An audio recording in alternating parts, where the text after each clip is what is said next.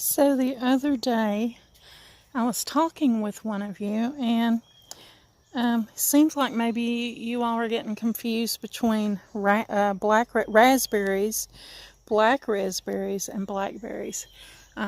These bushes here that are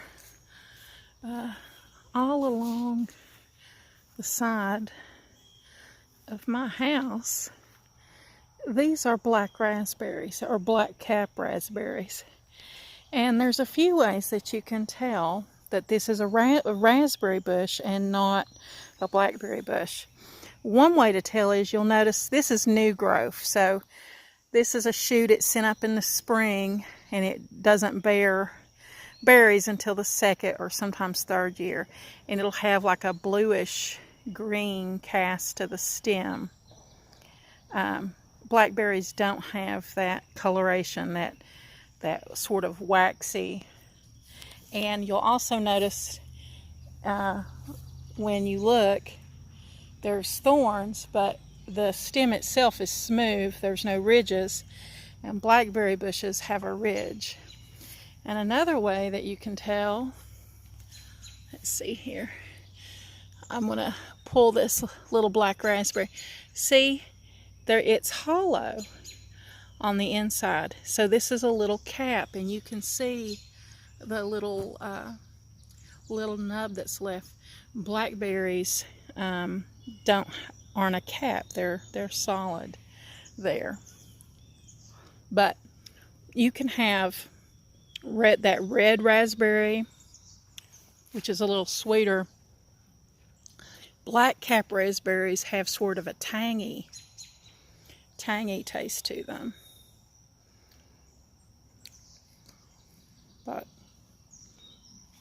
so they have a little bit of a bite more than the red ones. There are also what are known as white raspberries, and if you find those in the wild, they're very rare.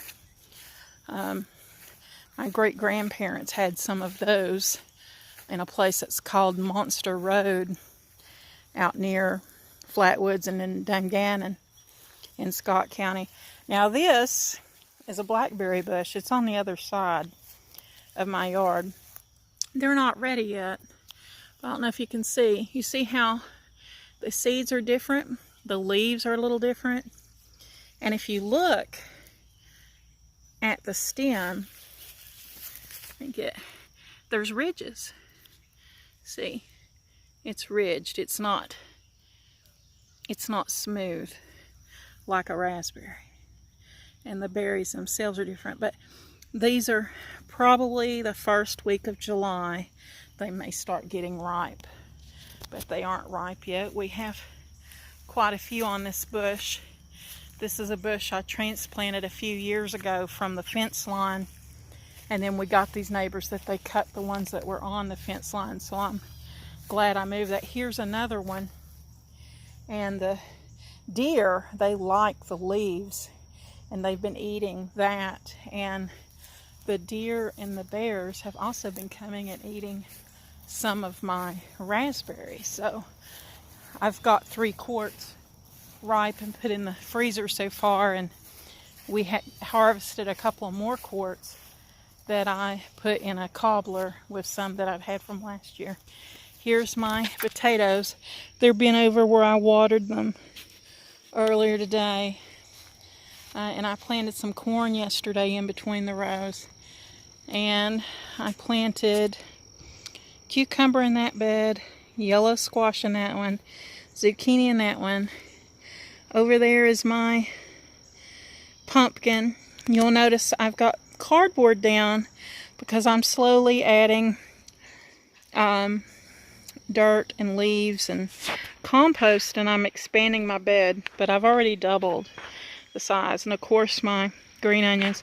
I put, when we have eggs, I save my eggshells and I just toss them in the garden. It helps keep the slugs out of the garden and some other pests.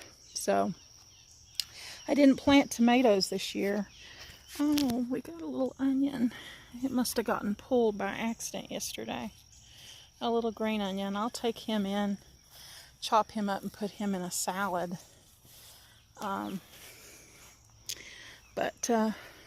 So yeah, I thought I would make you a little video and tell you the difference.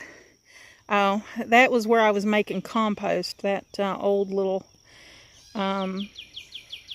swimming pool. I'm going to pull it back in the fall or late summer and fill it with some soil and compost and plant me some lettuce and things over there. And of course, we'll have, hopefully, if we're going to have a late fall or in late winter, I'll be able to plant some peas after I harvest the potatoes, and maybe some chard and turnips, and so that we can have some, and beets, so we can have some greens in the winter. There, you can actually put like clear painter's plastic cloth or stuff like that over it, and you can actually grow it through most of the winter. So it'd be nice to have fresh greens that we grow. But so yeah, so that's what's going on. And we still got a little dirt that's on the path here where they cleaned out the gutter yesterday. Oh, and the little kitten, I don't know, he may jump up and run off. The little kitten's over here. He's the only one that survived out of 12. Hello. Do you want to say hello for the camera? Is your belly full? See, 3 kittens had kittens, the 3 cats. And he was the only one out of all 3 litters that survived. So all 3 mommies make over him and feed him. And he's running off. He doesn't know what to think.